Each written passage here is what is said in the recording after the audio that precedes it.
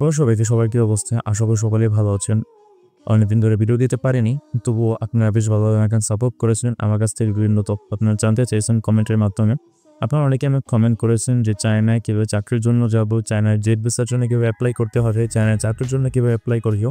তাই আপনাদের ডিমান্ড করবেন যে আজকে আমি সম্পূর্ণ বিষয়টি ব্রেকডাউন করব। কিভাবে আপনি চায়না যাবেন, চায়না চাকরির জন্য অ্যাপ্লাই করবেন, চায়নার ভিসার জন্য অ্যাপ্লাই করবেন, কি কি বিষয় জানা দরকার, কি কি ইনফরমেশন আপনার লাগবে, কি কি বিষয়ে না জানা থাকলে আপনি চায়নার ভিসাতে রিজেক্ট হতে পারে, চায়না যাওয়াটা আপনার ব্যর্থ হতে পারে, সে সমস্ত বিষয়ে আলোচনা করব আজকের এই ভিডিওতে।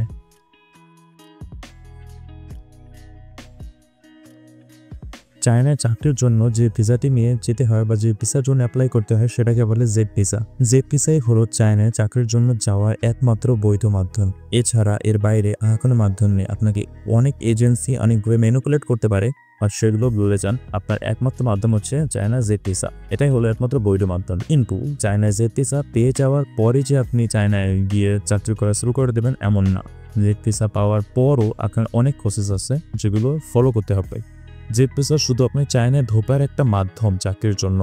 তারপরে আপনার থাকার জন্য অবশ্যই চায়নার যে জেড ভিসাটি পেয়েছেন সেটিকে 30 দিনের ভিতরে রেসিডেন্স পারমিটে রূপান্তর করতে হবে। না হলে কিন্তু আপনাকে আবারও দেশে ফেরত দিয়ে দেবে তারা। কিন্তু যদি আপনি রেসিডেন্স পারমিটটি পেয়ে যান, এটির জন্য অ্যাপ্লাই করে ফেলেন, তাহলে আপনি স্বাচ্ছন্দ্যে ওখানে থাকতে পারবেন এবং আপনার চাকরিটি কন্টিনিউ করতে পারবেন। আমি সরাসরি ক্যামেরার দিক না তাকিয়ে আমি একটি সাইডে তাকিয়ে কথা বলছি, কারণ আমি এখানে সম্পূর্ণ স্ক্রিপ্ট আকারে লিখে রেখেছি যাতে কোনো ইনফরমেশন আপনার বাদ না পড়ে। তাই আমি এই সাইডে চোখ রেখে কাটবো বলছি স্ক্রিনের দিকে। আমরা প্রথমে এটা নিয়ে আলোচনা করি যে চায়নায় যে আপনি চাকরি করতে আসবেন সেক্ষেত্রে আপনার প্রাথমিকভাবে কি লাগবে। প্রাথমিকভাবে চায়নায় ঢোকার প্রথম উপায় হচ্ছে বা একমাত্র উপায় হচ্ছে চাইনিজ জেড ভিসা। জেড ভিসার জন্য আপনাকে অ্যাপ্লাই করতে হবে।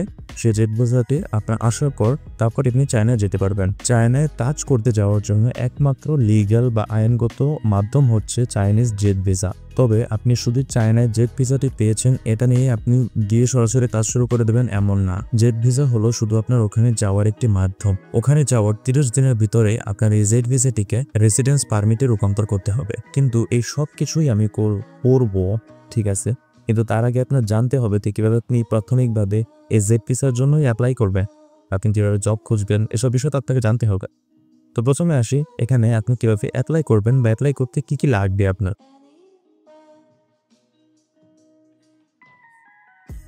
যারা ফুল টাইম চাকরির জন্য আসে তারাই বিশেষ করে এই ভিসার আওতায় পড়ে। চায়নায় কিছু কিছু চাকরির পরিমাণ বা কিছু চাকরির ডিমান্ড অনেক বেশি, যেমন ধরুন ইংরেজি শিক্ষক অথবা ইলেকট্রিশিয়ান বা টেকনিশিয়ান অথবা ধরুন আপনার কোম্পানি এমপ্লয়। এসব ক্ষেত্রে চায়নায় প্রচুর লোক নেয় সারা বিশ্ব থেকে। তবে শুধু নিয়োগ পেলেই হবে না, চাকরিদাতা প্রতিষ্ঠান অবশ্যই সরকার অনুমোদিত হতে হবে এবং সেখান থেকে যে আপনার ওয়ার্ক পারমিটে আসবে সেটি কিন্তু ওই কোম্পানি থেকে সরকারের মাধ্যমে আপনার কাছে আসবে। অর্থাৎ সরাসরি বলতে গেলে আপনি যে কোম্পানিতে চাকরি নিতেন বা চাকরির জন্য অ্যাপ্লাই করবেন সেই অ্যাপ্লাইয়ের মাধ্যমে আপনার যে ওয়ার্ক পারমিটটি আসবে সেই ওয়ার্ক পারমিটের মাধ্যমেই কিন্তু আপনার জেড ভিসাটি আসবে। সে ওয়ার্ক পারমিট ছাড়া কিন্তু আপনি জেড ভিসাটি পাবেন না। এবং সে ওয়ার্ক পারমিট পাওয়ার জন্য একটি ভ্যালিড এবং সরকার অনুমোদিত একটি ভালো কোম্পানি হতে হবে। সবার আগে আপনার লাগবে একটি বৈধ পাসপোর্ট। পাসপোর্ট কীভাবে তৈরি করবেন, কীভাবে পাসপোর্টের জন্য অ্যাপ্লাই করবেন, এইগুলো নিয়েও অসংখ্য ভিডিও আপনি ইউটিউবে পেয়ে যাবেন।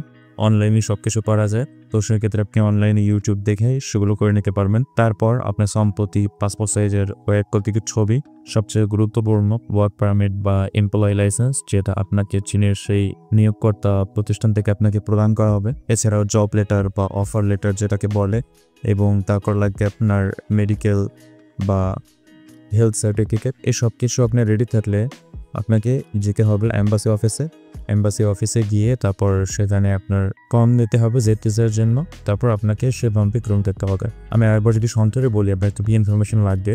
প্রথমে পাসপোর্ট, আপনার পায়ের ছবি, তারপর আপনার এমপ্লয় লাইসেন্স বা আপনার ওয়ার্ক পারমিট, তারপর হলো মেডিকেল রিপোর্ট, তারপর আপনাকে আবেদন সম্পন্ন করতে হবে। ডকুমেন্টের কথা তো বললাম, এবার দেখি আবেদনের প্রক্রিয়া।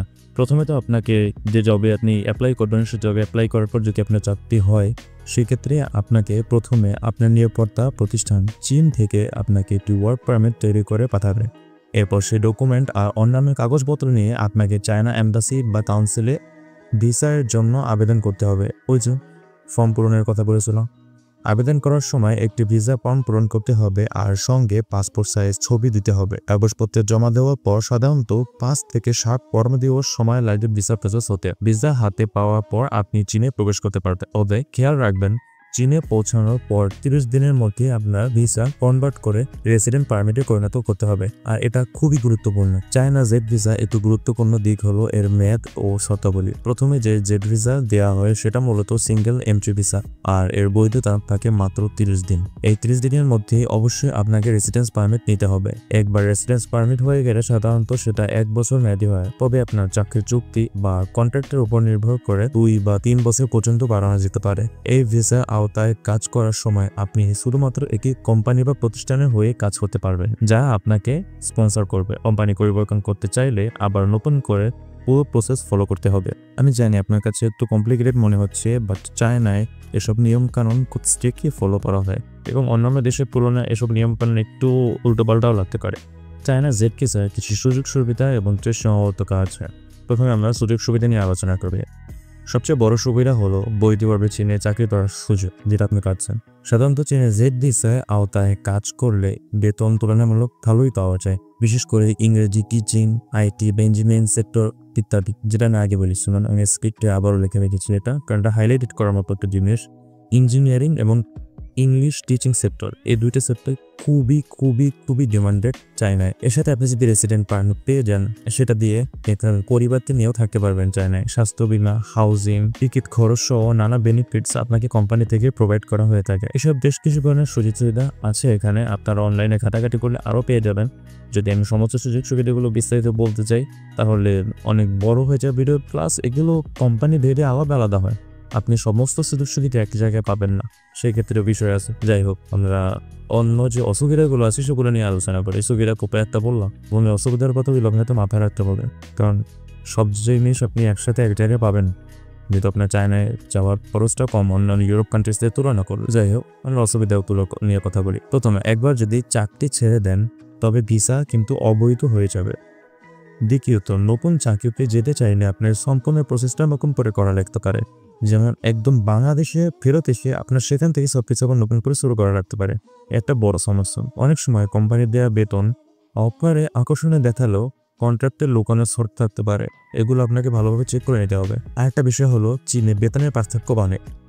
বড় শহর হলে বেশি বেতন, ছোট শহর হলে তুলনামূলক কম বেতন হয়ে থাকে। তাই চুক্তি সই করার আগে অবশ্যই বেতন, সুযোগ সুবিধা ইত্যাদি ভালোভাবে আলোচনা করে নেবেন। আর বেতনের বিষয়টা আমরা একটু আলোচনা করি। আপনি যদি চায়না জেড ভিসায় যান, তো সেক্ষেত্রে শিক্ষাগত বা ইংলিশ টিচিংয়ের ক্ষেত্রে আপনাকে মাসে 6 থেকে 15,000 ইয়ংয়ের মতো দেওয়া হয়ে থাকে। এমনই বেতনের রেঞ্জটা হয় একজন টিচারের, বিশেষ করে ইংরেজি টিচারের। বললাম ইংরেজি টিচারের ভালো ডিমান্ড আছে। এই অ্যামাউন্টটা বাংলাদেশি টাকায় কত হবে আমি স্ক্রিনে ক্যালকুলেট করে দেবো। আচ্ছা, শিক্ষকতা বিষয়টা তো গেল, এখানে আপনারা বুঝতেই পারছেন এখানে ইনকামটা কেমন। এবার যদি আমরা ইঞ্জিনিয়ারিং সেক্টরটার কথা বলি, ইঞ্জিনিয়ারিং বা স্কিল প্রফেশনাল যে সেক্টরগুলো আছে, সেক্ষেত্রে আপনার বেতন ভ্যারি করে। আপনার বেতন 10,000 ইয়ং থেকে 20-25,000 ইয়ং পর্যন্ত যেতে পারে। কিন্তু এখানে আরেকটা বিষয় আছে, আপনার এই যে বেতনের যে রেঞ্জটা, এটা কিন্তু কোম্পানি ভেদে এবং শহর তো শহর ভেদে ভ্যারি করে। যদি ছোট শহর হয় সেক্ষেত্রে আপনার বেতনের অ্যামাউন্টটা কিছুটা ছোট হতে পারে, যদি বড় শহর হয় সেক্ষেত্রে আপনার ইনকামের অ্যামাউন্টটা কিছুটা বড় হবে। আবার আপনার দিক থেকে যদি কোম্পানির আকার ছোট হয় সেক্ষেত্রে কোম্পানি ছোট বড় সে কোম্পানির উপরে ডিপেন্ড করে। তো এই জন্য বেতনের রেঞ্জ রেখেছি, এখানে নির্দিষ্ট বলে বলার মতো কিছু নেই। কিন্তু তবুও আপনি বাংলাদেশে চাকরি করার তুলনায় বা বাংলাদেশের অধিকাংশ কোম্পানির তুলনায় এখানে বেশ ভালো বেতনের চাকরি দেয় বা চাকরিতে বেশ ভালো বেতন নেয়। আমি বলছি না যে বাংলাদেশে আমি এরকম দেয় না, এমন না, বাট ওখানে কি যেতে পারেন আপনি বাইরে থেকে কম খরচে যেতে পারছেন। যদি আপনি চাকরি বাংলাদেশে না পান চাকরি, তো ওখানে যদি আপনি অ্যাপ্লাই করতে পারেন, যদি চাকরি পান সেখানে আপনি যেতে পারেন, অবশ্যই যেতে পারেন। বেশ ভালো একটি সুযোগ। আমি আপনার এজেন্সির হয়ে বলছি না, আমার আপনার স্পন্সরশিপ নেই, জাস্ট আপনারা তথ্যগুলো জানতে চেয়েছেন, সেক্ষেত্রে কিন্তু আমার বলা। এখানে আপনার আমার ব্যক্তিগত কোনো সুবিধা অসুবিধা কিছুই নেই। সো আমি আপনাকে রিকমেন্ড করবো যে আপনার এত অপশন থাকে আর আপনি যদি সুযোগ থাকে বাংলাদেশে এত চাকরি পাচ্ছেন না বা বাংলাদেশে এরকম চাকরি পাচ্ছেন না যে সিরিয়াস টুবিলেগুলো আপনি ওখানে পাচ্ছেন, সেক্ষেত্রে অবশ্যই গো ফর ইট। তো এই ছিল আজকের ভিডিও। যদি ভিডিওটি ভালো লেগে থাকে তাহলে অবশ্যই ভিডিওতে লাইক করবেন। কোনো ইনফরমেশন যদি আপনার আমার মিস যেয়ে থাকে বা আপনি যদি আরো কোনো ইনফরমেশন জানার থাকে তাহলে অবশ্যই আমাদেরকে কমেন্ট করে জানাবেন। আমরা সেই টপিকের উপর ভিডিও আনার চেষ্টা করব এবং পরবর্তী ভিডিওগুলো পাওয়ার জন্য অবশ্যই চ্যানেলটিকে সাবস্ক্রাইব করে রাখবেন। আর আমাদের চ্যানেলে সমস্ত ইনফরমেটিভ ভিডিওগুলো দেওয়া হয়, সেটা যদি আপনি সাবস্ক্রাইব করেন তাহলে আপনার কাছে কোনো আলতু-ফালতু নিয়ে যাবেন, অবশ্যই আপনার কাছে ইনফরমেশনই পৌঁছাবে। তো ভালো থাকুন, সুস্থ থাকুন, আল্লাহ হাফেজ।